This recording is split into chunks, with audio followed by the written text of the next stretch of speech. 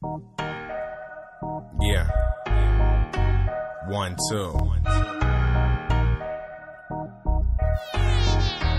Alright. Yo. Great and square. Look. Yo. Hey, yo, you gotta use your. All I really ask of you is that you try and use your. Holy zombie, Jesus, I'm coming for the. If you really wanna battle me, then you better use your. Yeah, they think it's a game and fail to use that. On some lame, outdated books that's weighing down there. Even though the same teaches not to use your. That's insane. So here is just something else for you. There's a reason they teach it to you when you're young. Cause a grown-up asking for evidence isn't fun. Trying to explain how you should believe in the same data creation myths when you trying to convert someone. Name a faith that lets you think for yourself. I'll join tomorrow. That doesn't have a heaven or hell or promote sorrow. You mean to tell me you need someone else to tell you that slavery, rape, and murder is wrong? I arm myself with Logic for Dummies books, 10 under each arm. Walk in the church and start serving them all. No burning the cross, the source to Holocaust. Make them rewrite the Bible with my verses and psalms. I tend to write better songs. Goddamn, where does Eddie get off? Not just yours, I mean every God. The lyrical rendition of Bill Maher's religionless. I'm serious, religion is bullshit and we're sick of it, now deal with it. Hey, yo, you gotta use your. All I really ask of you is that you try and use your. Holy zombie, Jesus, I'm coming for the. If you really wanna battle me, then you better use your. Yeah, they think it's a game and fail to use that. On some lame, outdated books that's weighing down there. Even though the same teaches not to use your. I do comment, cause you know I'm coming to pick it. Pull up next to someone, look over, see who's bumping. You already dumb, pyramid schemes don't need nothing. They look at me like, oh shit, see news coming. Let's take a look at the facts to really see who's frontin'. Like you got, I drop bombs and active volcanoes. This isn't science at all, I should snatch it from your label. The actors expect to see a return, that's why they follow it, I'm a nerd. They lucky I don't side with the shenologists. Launch a full all-out attack on their domain name. And any rapper who believe crap to play the fame game. Wanna try to make his own religion, I'ma get him like a Muslim or a Christian Scientologist or wicked. Keep spitting superior logic in the lyrics. I will personally rid him of theta-infested spirits. So there it is, welcome to religion, where it's thou shalt not kill unless they're different. Hey, yo, you gotta use your. All I really ask of you is that you try and use your. Holy zombie, Jesus, I'm coming for the. If you really wanna battle me, then you better use your. Yeah, they think it's a game and fail to use that. On some lame, outdated books that's weighing down there. Even though the same teaches not to use your. I do homage, cause you know I'm coming to pick it. Lyrical debate, I'ma throw everything plus the sink. I'm a black atheist and there's more of us than you think. What you think, that I would just sit up and just let you cheat? Never. As long as there's a beat and a single breath in me, I'ma keep attacking every religious faction, every single section. If I didn't mention yours, then you'll get it next when I step to your reverend with them skeptic questions. A real teacher would have questioned the lesson. Wait a second, just take a second to second guess it. What are the main lessons? Pain or oppression? God can kill, do whatever he wants, more or less, and forget the moral questions it presents, obey without question. That's called groupthink, it happens in hip-hop. Rappers change their style to fit with whatever shit's hot. And I didn't start the us versus them. It was them, ask them if it's us versus them. Hey, yo, you gotta use your. All I really ask of you is that you try and use your. Holy zombie, Jesus, I'm coming for the. If you really wanna battle me, then you better use your. Yeah, they think it's a game and fail to use that. On some lame, outdated books that's weighing down there. Even though the same teaches not to use your. I do homage, cause you know I'm coming to pick it.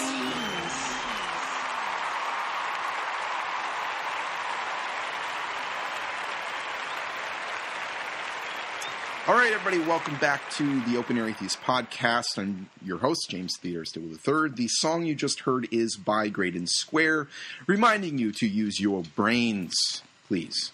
This guest for this episode is none other than Jeff Dee of the AtheistExperience TV show and also of the Nonprofits podcast. Also joining us is Shelley Segal, last week's guest. Talented atheist musician Shelley Segal. And we have with us the religious snitch of YouTube. And it's great to have you on. Thank you. Do you want me to say your real name? Yeah, you can say my real name. All right. John And John, what's your last name? Because Ryan pops up here on the screen. Rhines? Yes, that's it, Rhines. Rhines. Okay, so John Rhines. So Jeff, thanks yes, so sir. much for Hi, everybody. for being such a good guest already before the show has even started. We've had some madness on Skype, just madness trying to add an adventure. Yes, just crazy learning experience. And now my rats are making a lot of noise in the background in their little cage, munching on stuff, and so hopefully you guys can keep it down. Let's get those rats on a mic. I'm telling you. Okay, so it's really good to have you here. I've been watching the Atheist Experience TV show for, I don't know, like a year now. And I've gleaned a lot from it. And there's actually a video out there I wasn't aware of. I think it's called Jeff Dee's Greatest Hits. Have you seen Fans that? put all kinds of videos together. I'm sure they do. I'm sure you probably can't keep track of them. I like it when this guy calls in and he is totally just angry about naturalism and just really insulting. And I think you looked at Matt. I think Matt was sitting next to you, and you go, "Okay, he has just thoroughly insulted us. Do I have the right to insult him now?" And then you just kind of ripped him a new one, which I thought it was funny. Yeah, well, I'm glad that was amusing. It's a tough call, exactly how to balance that. I mean, you want to be able to defend yourself, and you want to be able to call people on their bullshit, and you also want to, be civil, but there's a limit. Right. There's a limit how much of that I think any reasonable person should feel obligated to put up with. Now, can you tell us, just for those who just crawl out of a cave and somehow grasped an iPod and found the show, can you tell them what exactly the Atheist Experience show is? The Atheist Experience is a public access television show made by the atheist community of Austin in Austin, Texas. And it's been going on for a lot of years now. I wasn't personally involved at the very beginning, but it goes back almost to the founding of the atheist community of Austin, which was a group started by folks left behind when American atheists moved their offices. I think it was from Austin to New Jersey. Oh, wow. Mm. So there were just a few people left behind, and they said, well, let's start our own little atheist group. And they met in a bagel shop, and there was about 8 of them back in the day. So it's got to be, I mean, you're on there quite a bit, but I mean, it's got to be really, you got to have a lot of patience, obviously, to, receive calls from people who, for the most part, from what I've seen, have no idea about science, about evolution. They just kind of seem to go off rumors that they, like straw men that they hear from their pastor or, Ray Comfort or, the Banana Man or like Kirk Cameron on TV or something. Sure. It's got to take a lot of patience to sit through that every week and hear the same crap just regurgitated over definitely. and over.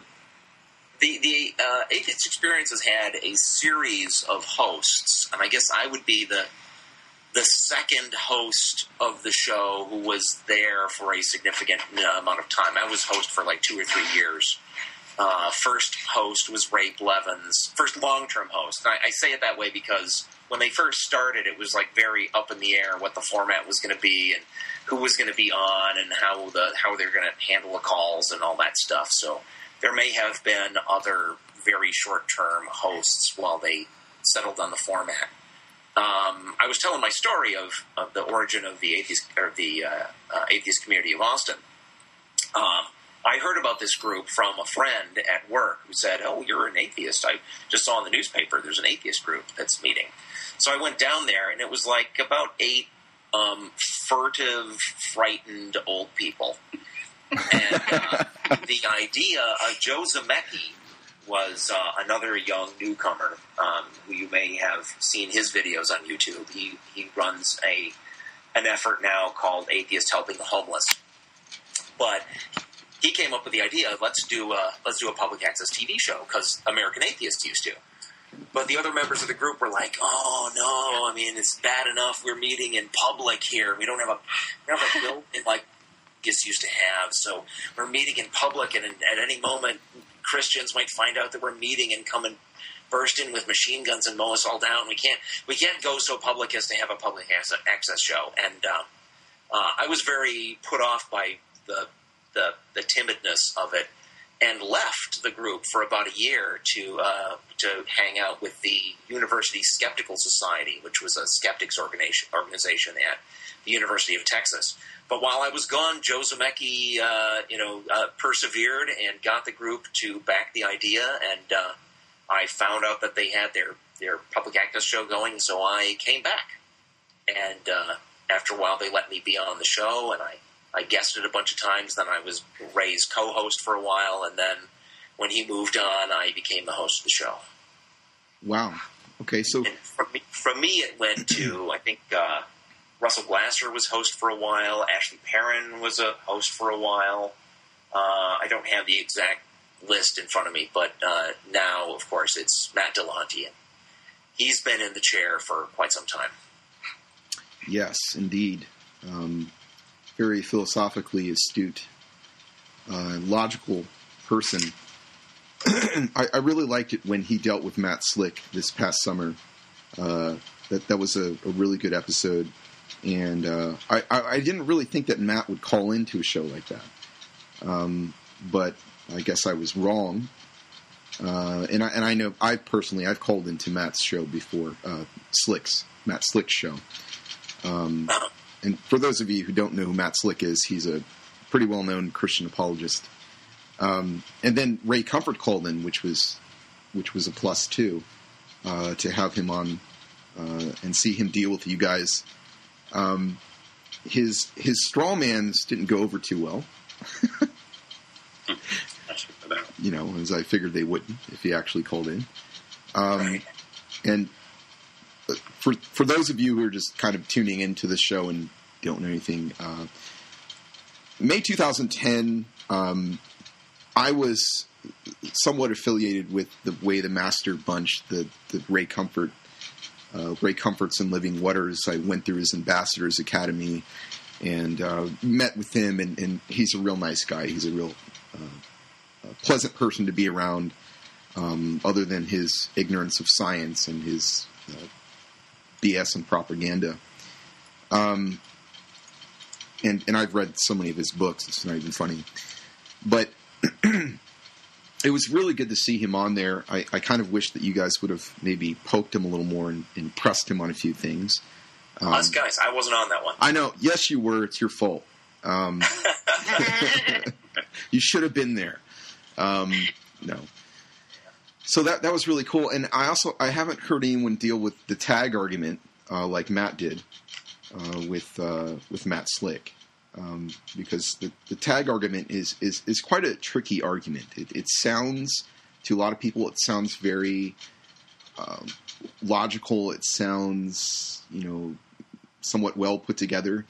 But there are quite a few fallacies in there if you take it and parse it and take it apart and look at it piece by piece. You can see where, that doesn't mesh with that, and this doesn't follow.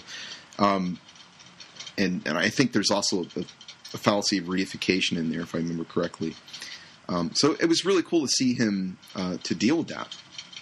Now, I think I watched the last episode that you were telling me about when we were chatting offline. And there was like one caller for the whole show? Which one are we talking about? I think I was just on a weekend ago with Russell. Yeah. And before that I was on with Matt. Which show are we talking about? I think it was the last one you did with Russell. And this guy called in about...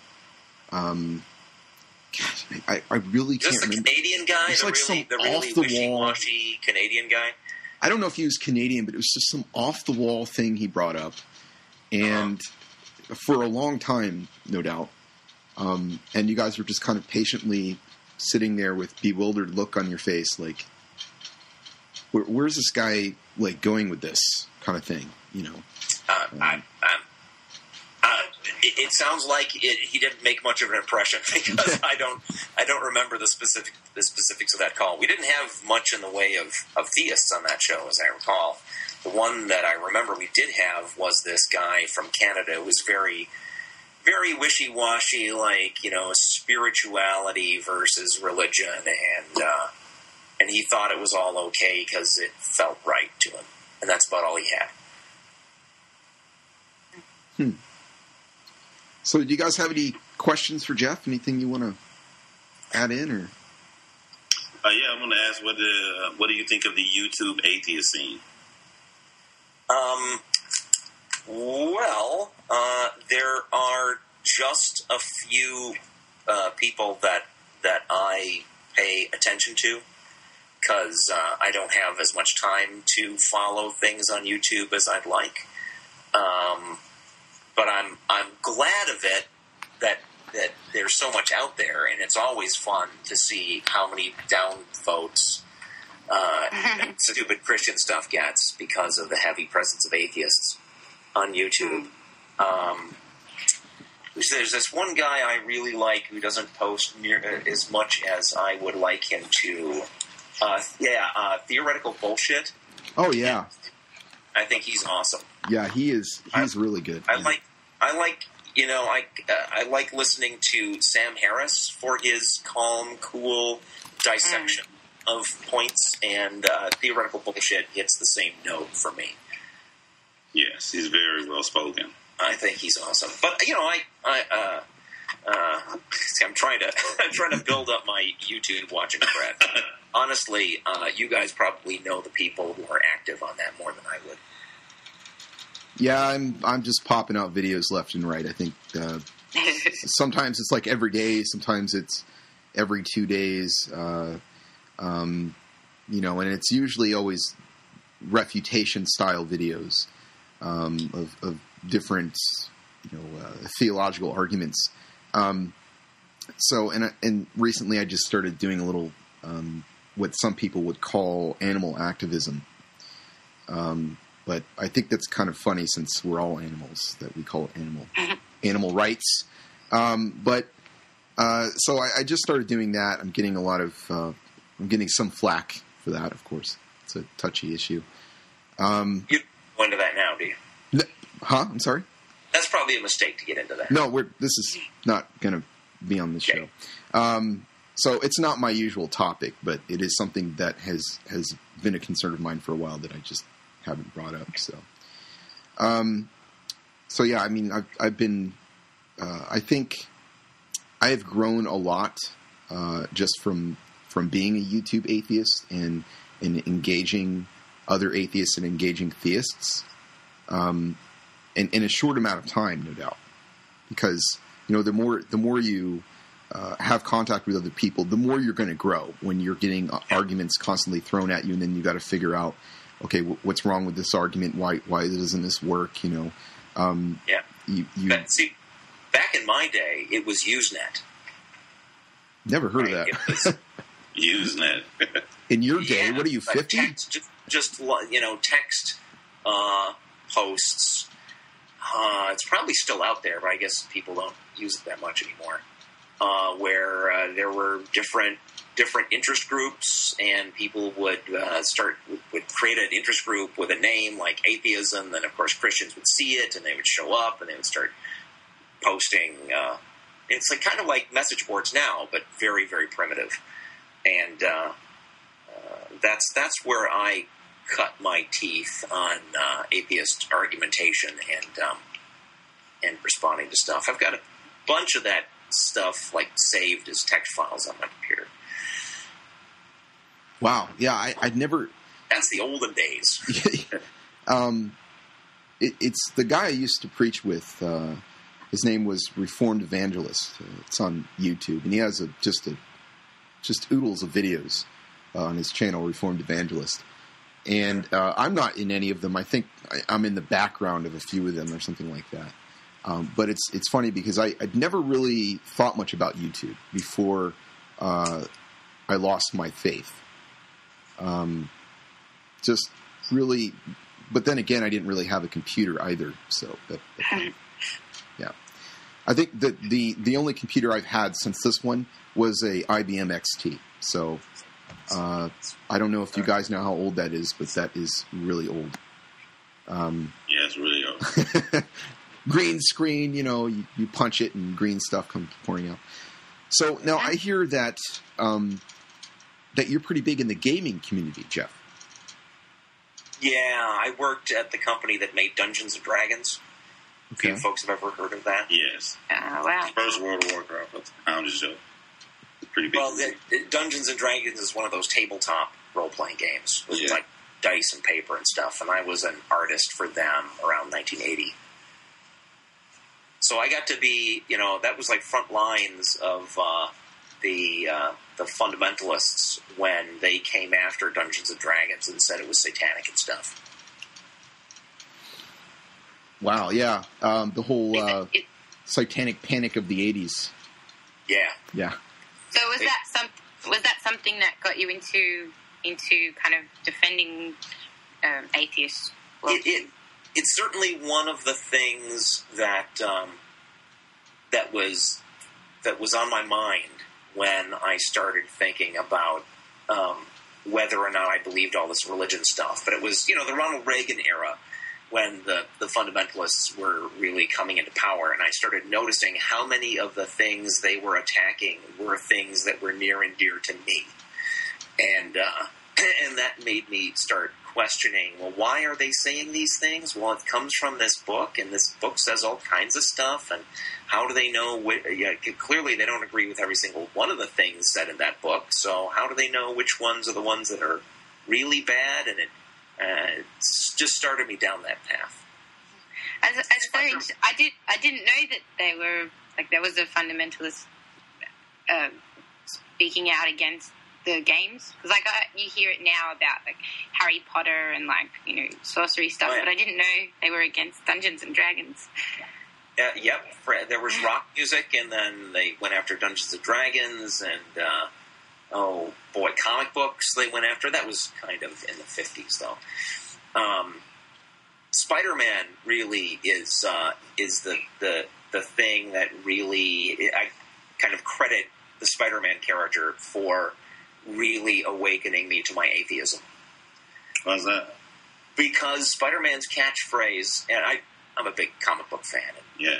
I've done a little work in that industry too. Spider-Man's catchphrase is, with great power comes great responsibility. So you'd think, and I think that makes a certain amount of sense, and you'd think that an omnipotent entity, like the most powerful thing in existence, would have to be, if it's infinitely powerful, it would have to show infinite amounts of responsibility. Well, he doesn't. You just read the Bible, read the stories, and it's like, this dude is just thrashing around. This is not the way a responsible creator entity would behave. Yeah. Right. I've used that. I've used that quote quite a bit in my videos, and pretty recently I did a video called "God Didn't Exist in Auschwitz," which I used that quote at the end of the video, because it is such a really true quote, just a lot of truth in that. I mean, when you look at the fact that so many children starve to death every year, when you look at the fact that volcanoes and insects and lions and tigers and bears, oh my, I mean, it's like if this God exists, he's a sick bastard. It's not that power and responsibility go hand in hand. Like, if you have one, you automatically have the other. It's just what we would like to see. Right. We'd like to see the most powerful individuals acting the most responsibly. I mean, it matters the most when we're talking about the most responsible individuals. And when you don't see it in God, I think that's a wake up call. Yeah, that's for me anyway. The less good things I saw about God, it made it that much easier to be an atheist. that's kind of weird if you don't, really believe he exists. But it did help me converge over to being an atheist. I did want to ask you, Jeff, with writing, doing comic books, it's put you behind the scenes, and video games, you're still behind the scenes. How did it feel to become such a huge, popular person with so many people looking up to you? Am I? Yeah. Are we talking in atheism or atheism? I don't know. I'm not in it for that, so I don't pay a lot of attention. Yeah, I don't have a mindset of I'm all famous now. Not so much that, but think more like a responsibility to be really accurate with your facts. You probably feel that anyway, but especially considering there's so many people listening to you. But I don't think that's because of fame. I think that's just a general principle that I'm in favor of. But like I'd always say on the TV show, don't listen to us. We're just some morons on TV. Go and look this stuff up yourself. Yes. I was always more interested in just getting the point across that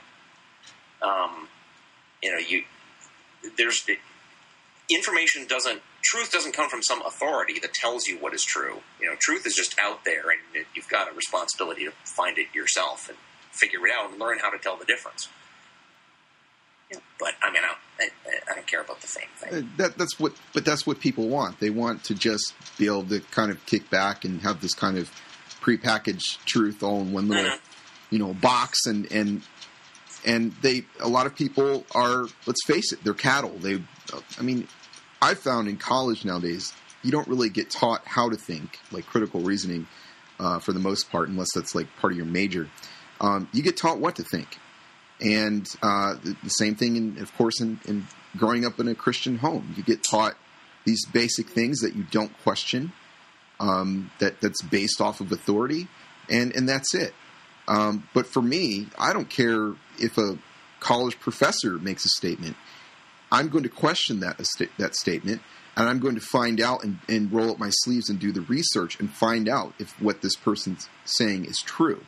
And I'm not just going to take it on, well, this person has a title. Well, so what? Or this person has a piece of paper. Who gives a fuck? Right. And that goes for us too. People, just because you have a YouTube channel does not make you an authority. Just because you're an authority doesn't make you an authority in a certain sense. When we're talking about technical knowledge, when I have a plumbing problem, I look for a plumber.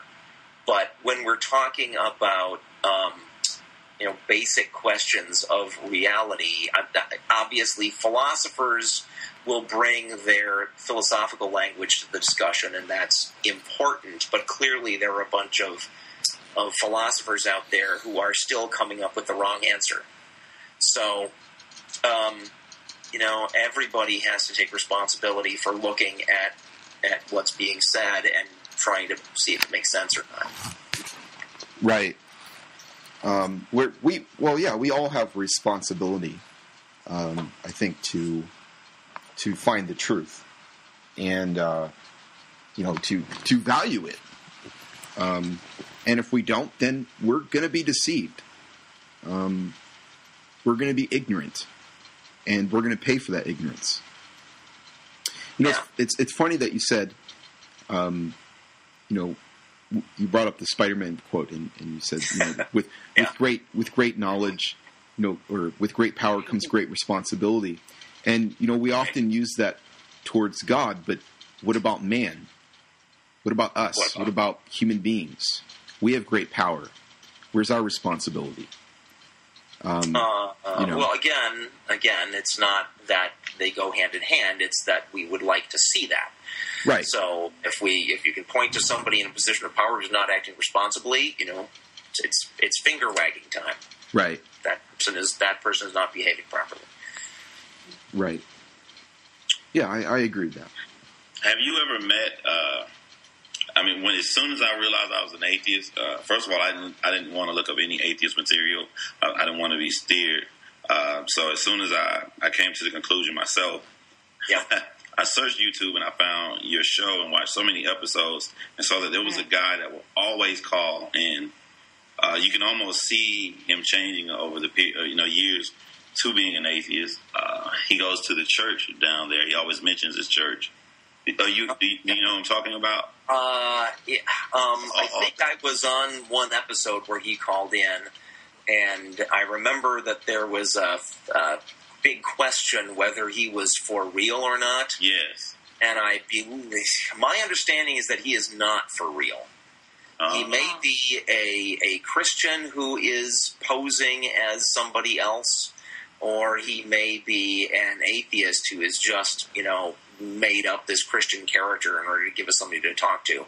I don't remember exactly how that turned out. Like I said, these days, I am not involved in the day-to-day workings of the show. I show up on the days when I'm a co-host and do my bit, and then and besides that, I just listen to the shows like everybody else.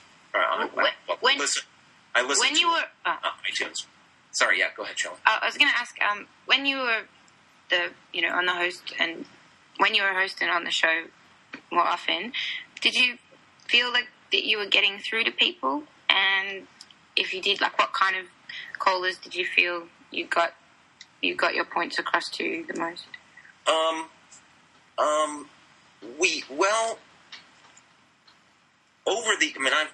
I've been involved with the show on some level for years and years and years, and when it first started, there wasn't really such a thing as a call from an atheist. They just weren't out there. We were on public access in Austin, and the atheism movement had not really started, and practically every call was some Christian taking offense at our very existence and throwing their standard arguments at us. It has changed so much that it's actually a problem on the show now that we get so many calls from atheists that those are just, we love them, but those are not the most interesting calls. Yeah.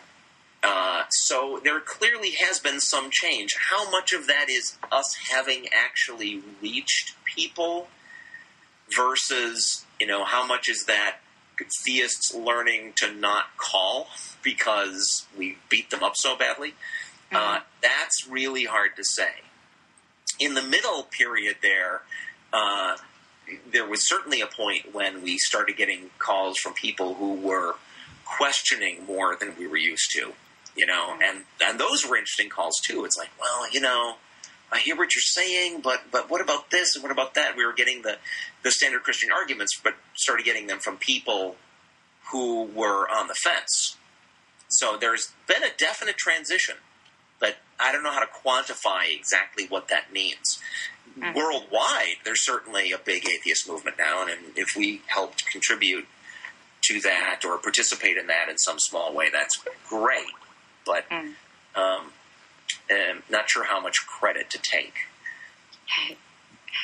Right. Well, it's definitely empowering for people to see others talking about those things publicly, and that's probably why so many atheists feel like getting in touch with you and saying, thank you for helping me in this way. But I guess for you guys, that probably wasn't the main point of the show when you started it. Yeah, we didn't do it to get famous. We certainly didn't do it to get rich, because there's no money in atheism, except for the Four Horsemen with their books, and hopefully you with your music will make some money. But nowadays there's a lot of inspiration and information out there for atheists, and that's great.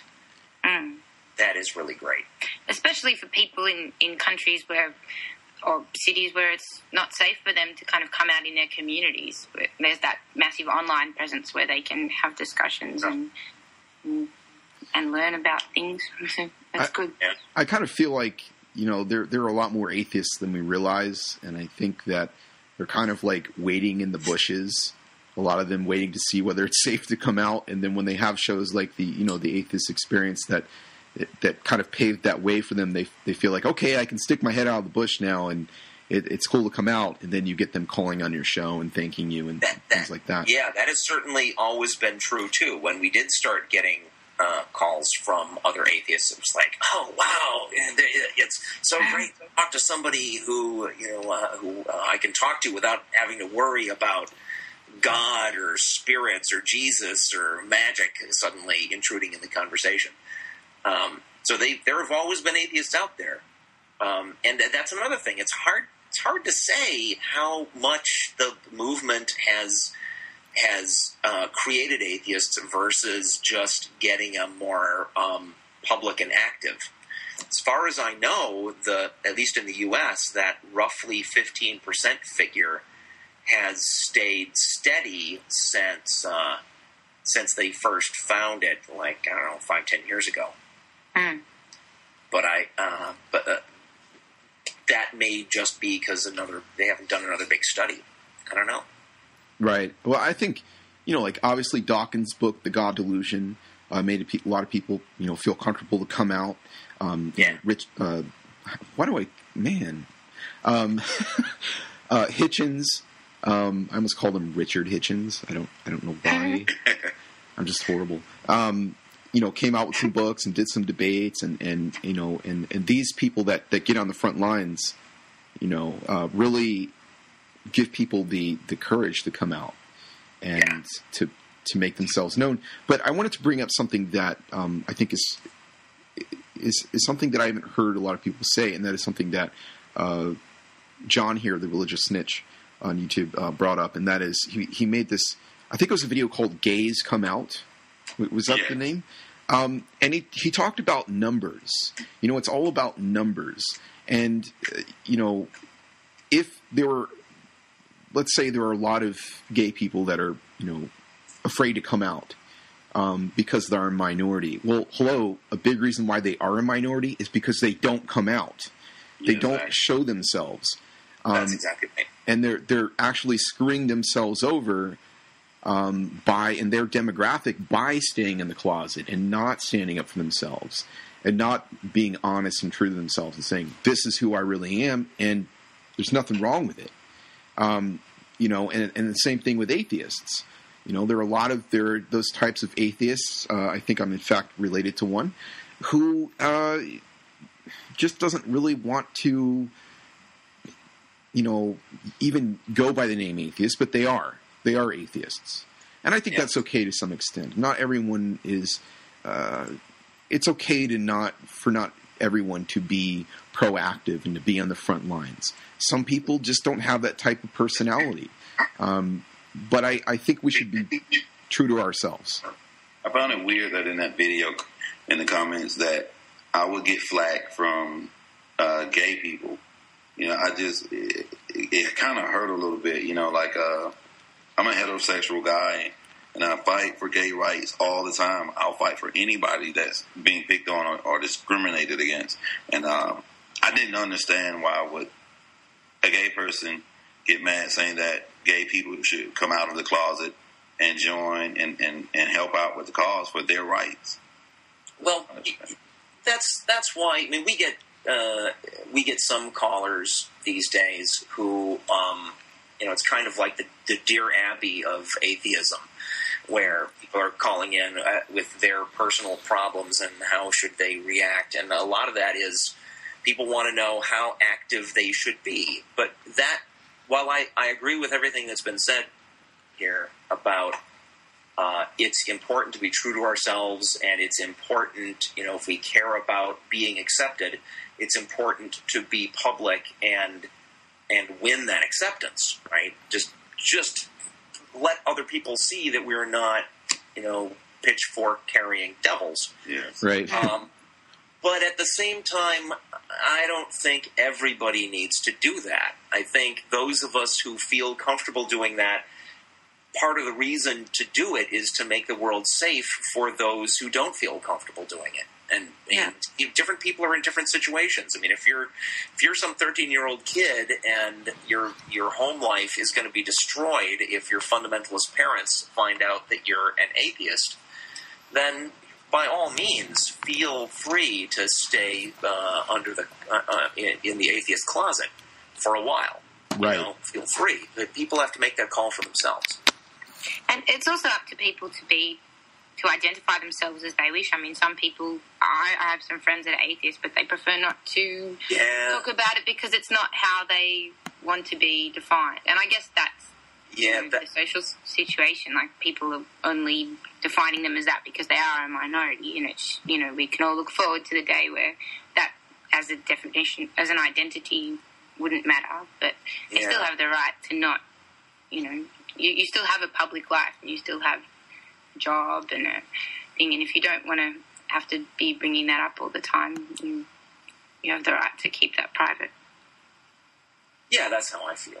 And about the terminology question, that's another. Back when the atheism movement started happening, and I remember this from the show when we started getting more atheist callers.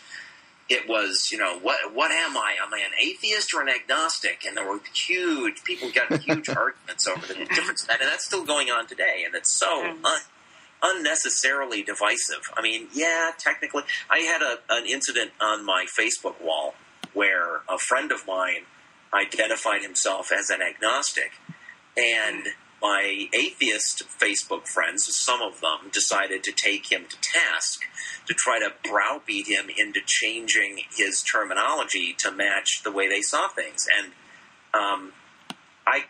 I agree with their argument. There's a reason why I use the word atheist usually for myself instead of agnostic, because there's a point I'm trying to make, and I think that point is best made with that term. But the upshot of this was, my policy now on Facebook is if somebody shows up on my wall and says they're an agnostic, I say, welcome my non-believing brother. As far as I'm concerned, this guy's on the same side as me. He does not believe in the God. Great. Fantastic. And then if we want over coffee to have a discussion about the terminology, that's fine. But first things first. Recognize the people who actually are on the same side as you and be welcoming toward them. That's right. It's with like a video I made about knowing. It seems like a lot of people get off the main subject of why are you making a debate. Are you making a debate because you think Christianity or organized religion is bad, then you're going off subject when you argue like that, agnostic versus atheist. Yeah, I agree. Absolutely. I think it is important to know what these terminologies actually mean, and I'm sure that every single one of us on the show right now would agree that atheist is referring to belief and agnostic to a lack of knowledge. And if you disagree, that's fine. I mean, I'm not going to quibble over words. That's not really important. Atheist is a divisive word. It separates us from something. If I say a word like human, that's not a separating word. If I say a word like earthling, that's not a separating word. But there are times in salience, then it'll be a separating word. So. Right. But there are times. Hold on. There are times and places and situations and circumstances for these divisive words. It's all about the wisdom of how to know to appropriate these words and when to use them. And not just going everywhere, I'm an atheist. Hi, how you doing? I'm an atheist. I mean, come on, a little tact here. Now I need to kind of just interrupt you guys. Shelley, did you want to sing us a song, or did you have something prepared, or anything in particular? Yeah, I'd love to. If you guys are in a musical mood. Yes, Shelley, please sing us a song. Not Kumbaya, please. This is a hymn. No.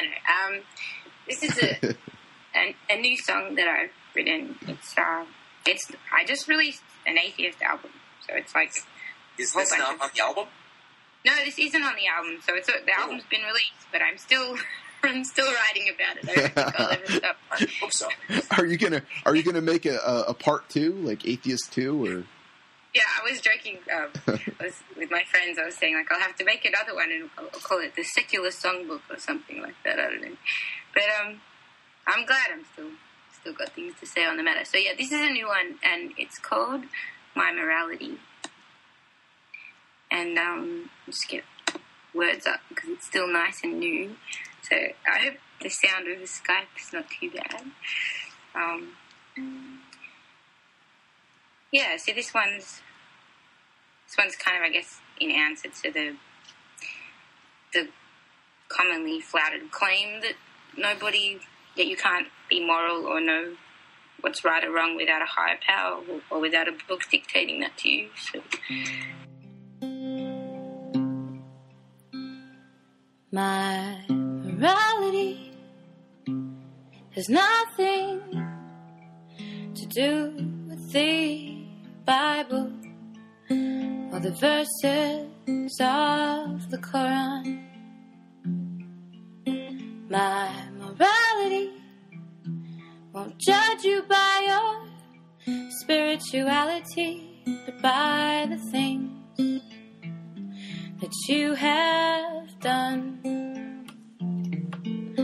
My morality is not set into stone tablets who don't even tell you not to hurt children. My morality is not dictated by a deity. It's developed from empathy, dependence, and love. My morality accepts everybody's sexuality, is more concerned with inequality than validations from above. My morality is not set into stone tablets who don't even tell you that it's worthwhile to be good for being good's own sake, that not to think for yourself can be a deadly mistake. My morality is not recitable from memory. It's something inside of me. It's how I want to be. Treat others how I want them to treat me. Basically, not to hurt anybody, abhors any brutality. It stems from our common humanity. It's what my father taught to me. Then let me decide for me. Wow, I always get just a little tear right when I first heard that song. And she did a live show on the internet. What day was that, Shelley? That was on Saturday. Oh, okay. Oh, no, it was on Sunday. Your Sunday or my Sunday? Who knows? It was Kangaroo Sunday, wasn't it? Sunday night, yeah. Okay. Yeah, a lot of great stuff. And so, are you gonna make like something called the Humanist Hymnal and release that in there, or what? That would be cool. I got this really interesting email from a rabbi in the States, and he's saying he has like a humanist Jewish congregation where they're atheists and they're humanists and they like being Jewish and they like kind of all the community stuff, but they don't like, worshipping anymore, but they still want to keep their community and they'd like some songs. So I was thinking about writing some songs for them because, I have a Jewish background, so I kind of understand like the cultural side of things, and I understand people that want to hold on to their culture. As long as I don't understand why they'd like to hold on to the divisive part of it. Like, we have this ancient bloodline and we're going to keep it going. But I like the idea of writing some songs for them, so I might do that. Yeah. Right on. Well, thanks for listening, guys. Yeah, no, we appreciate it. Thank you. Yeah, definitely. Be nice if we did a song together. That'd be an interesting mix. That would be really cool. I'd love to do that anytime if you're up for that, Jen. Wow, yeah, you guys should definitely do that. You could throw in a few verses, and maybe Shelley could do some chorus, and he could spin it all up. And yeah. I really like the cheer song you did. That was really Thank you. Did you see the preview for some of the video footage we shot this weekend? I did it with Dusty Smith, another popular YouTuber. I've been really busy. I didn't have a chance to do that, but I put just a little teaser trailer. I put like 30 seconds of it up, but it should be done in about another week or two. Is that on YouTube right now? Yes. What would I search for to find that? You can search Cheers, You're an Atheist. Cheers, You're an Atheist. Yeah. Okay. I will look for that. And we actually took the Cheers theme music, that piano for the TV show, and we turned it into an entire beat and made a song for it. And we'll actually be playing that at the end of the show for the outro, which is the end of the show is coming up here quite soon. Is everybody still there? I thought I heard somebody drop. No. No. I'm here. Okay, I'm cool. here. Scared me there for a second. Or somebody, either that or I just got somebody's ad request or something. So cool, right on. So Jeff, what would you say is your main motivation for doing a show like, the Atheist Experience or the nonprofits? Self-defense. Self-defense? Yeah. Okay. Could you elaborate on that a little bit? Well, I mean, like I said, my original, the original impetus to me realizing I'm an atheist and caring about that as an issue is the behavior of the religious right. Back in the Ronald Reagan days, in particular. And I just saw the kind of direction they wanted to take my country, and I saw what they were saying about people like me, and it wasn't even exactly atheism at that point. It was like they were going after my gaming, they were going after my comic books, right? All the stuff that I thought was not just perfectly harmless entertainment, but actually, positive, good, uplifting, motivating things that they were attacking. And I don't want the world to become a place that's unsafe for me and the things that I like. So that's why I make time to talk about this stuff, and that's why I get so heated about it sometimes. Well, I'll tell you what, it's truly a privilege to meet you, and I'm really grateful that you do what you do, and in spite of how difficult it must be at times, for various reasons. And I experienced some of that myself, just being a YouTube atheist, and it's really been a pleasure to have three atheists here that care about their fellow human beings enough to be on the front lines and to be vocal about things that, let's face it, aren't particularly popular, especially here in the United States. And hopefully we'll all just keep doing what we're doing and hopefully make an impact on the world, leave it a better place, like Hitchens. Yeah. I think it's inevitable that what we're all doing is going to lead in that direction. I mean, it's been doing that. It's going to continue to do that, and the world's just going to get safer and safer for us atheists. Right. Yes. Hopefully. Anybody? I want to kind of bring this to a close. Jeff agreed to an hour. It's been way over that. Yeah. And well, I didn't start my clock until you actually got the show off the ground. So, has it been an hour, more than an hour of that? No, it's been about let me see, about 50 minutes. About 50 minutes. Is there anything that anybody else would like to talk about, or maybe ask Jeff? Or no, just one quick thing. A lot of in the atheist YouTube community, a lot of popular YouTubers, and they all wanted to know what would be the proper steps if they wanted to be a guest on the Atheist Experience. Oh boy! Well, again, my disclaimer: I'm not actively involved in that right now.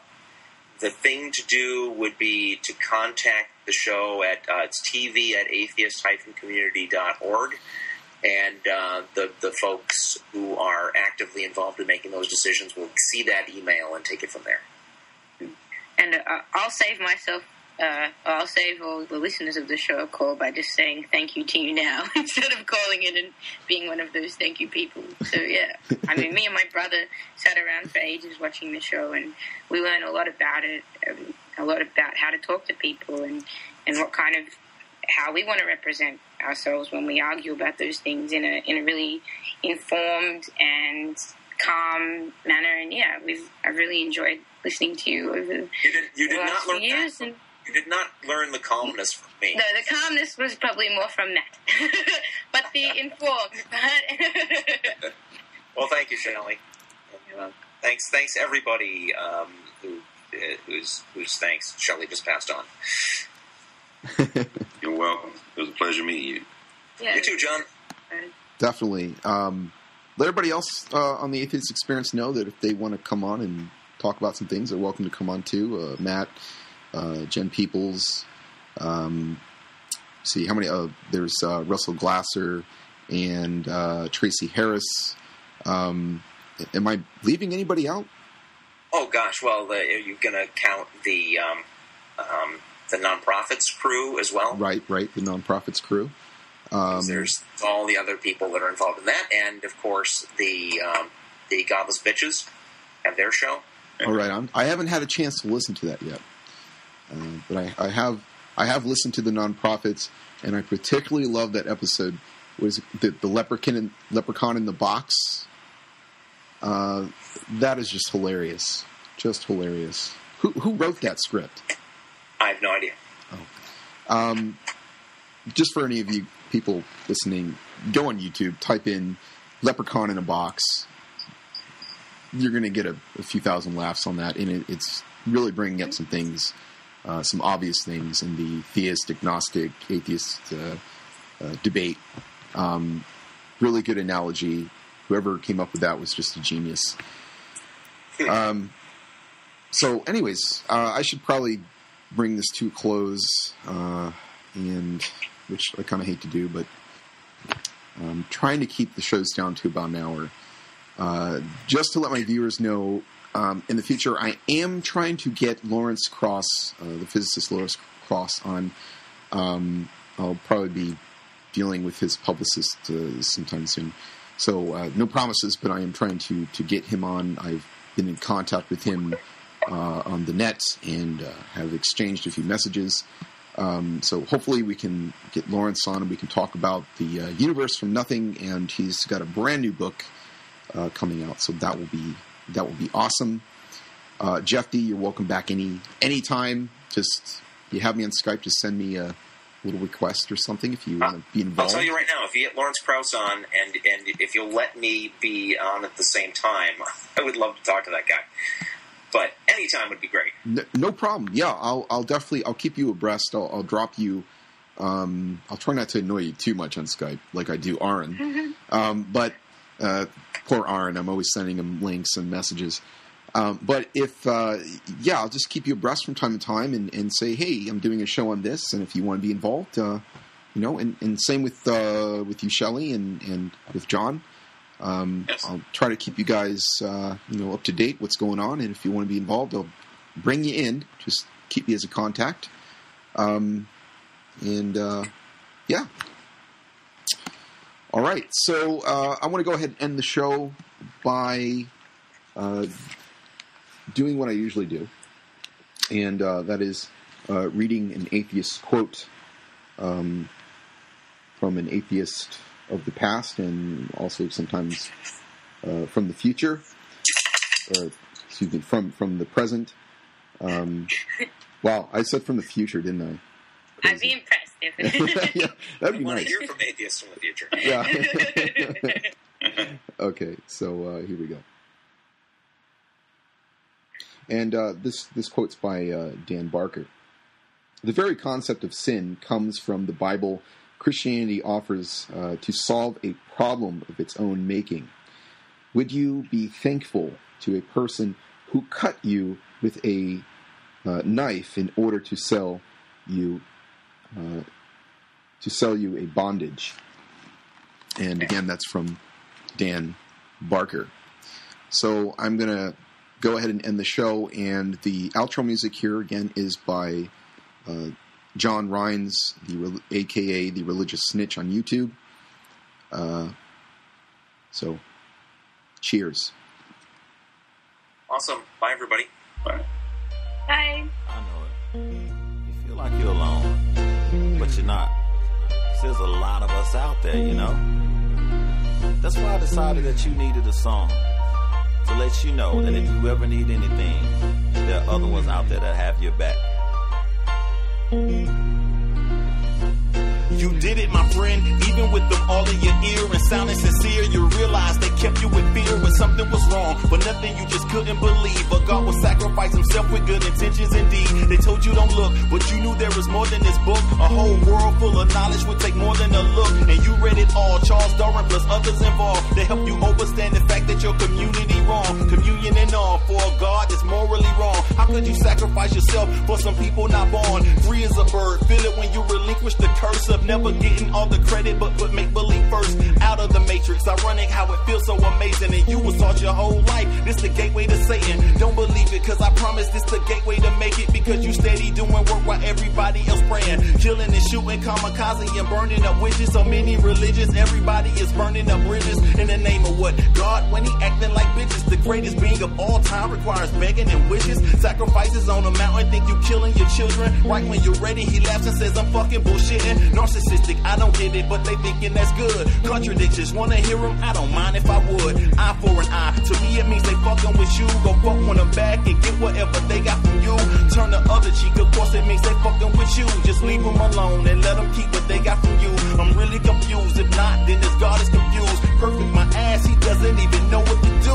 But men who fuck boys try to tell you it's true. Don't believe you, they convince you that the problem is you. They wanna kill a man who loves a man and tell you it's cool. Cause Leviticus 20:13 and told him it's cool. I say fuck them all and let you know I'm standing with you. You never alone, as long as you searching for truth. Throw up the L sign and grab your wine, we toasting the knowledge. And surround yourself with atheists until the glass touches. On the count of 3, what could we scream? I'm thinking of something. Oh, I get it. Ready, Dusty?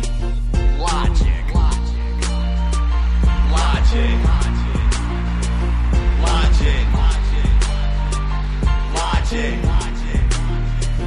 Logic. Logic.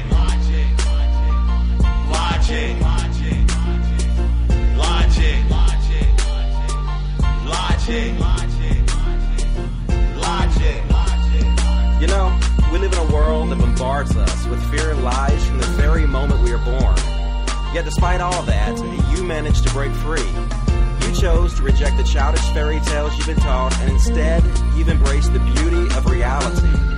So, no matter what path you took to get here, or how long it took you should be very proud of yourself. Cheers, man. You're an atheist. Logic.